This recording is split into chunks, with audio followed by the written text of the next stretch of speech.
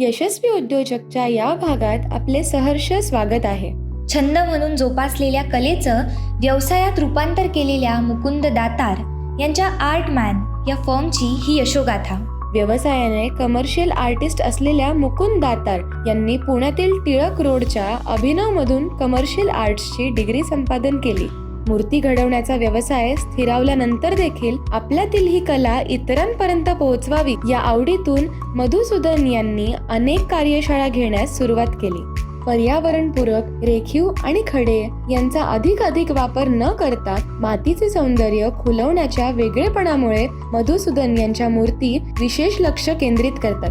वाद्यांपासून, भांड्यांपासून, गाडीच्या अवयवांपासून देखील गणपती बनवतात. हे गणपती त्यांच्यातील कलाकार स्वतःच्या आवडीसाठी बनवतो आणि गणपतीच्या काळात हे गणपती विशेष आकर्षणाचे ठरतात. शिवाय विसर्जनानंतर या गणपतीसाठी लागलेली प्रत्येक गोष्ट पुन्हा वापरता येते. त्यामुळे खऱ्या अर्थाने हे गणपती पर्यावरणपूरक मानले जातात. अनेक ठिकाणाहून लोक, लहान मुले हे गणपती पाहण्यासाठी मोठ्या प्रमाणात गर्दी करतात. शाळेत असतानाच मला असं कधीतरी ते वाटलं की चला आपण गणपतीची मूर्ती बनवून बघूया.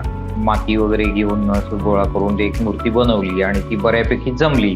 त्यामुळे लोकांनाही आवडला. अरे वा सुरेख केलंय, हे केलंय. ती चांगली झालेली बघून मला पुढच्या वर्षी शेजारच्या दोघांनी सांगितलं की आमच्यासाठी पण तूच मूर्ती बनव.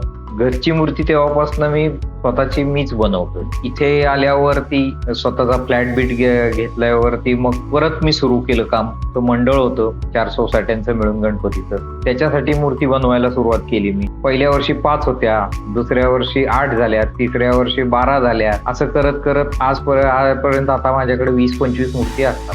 कुठलाही व्यवसाय सुरू करताना स्वतःमधले गुण ओळखून, स्वतःची आवड ओळखून केलेला व्यवसाय हा यशस्वी ठरतो आणि तो लोकांपर्यंत पोहोचतो. व्यवसाय सुरू करताना प्रत्येकालाच काहीतरी नवीन करण्याची इच्छा असते, परंतु साधनांची कमतरता, आर्थिक गुंतवणूक या सगळ्यांमुळे अनेक जण व्यवसायात पुढे जाऊ शकत नाही. मात्र केवळ इच्छाशक्ती असेल तर तुम्ही कुठलाही व्यवसाय यशस्वीरित्या प्रस्थापित करू शकता. हेच मुकुंद दातार यांच्या उदाहरणावरून स्पष्ट होते.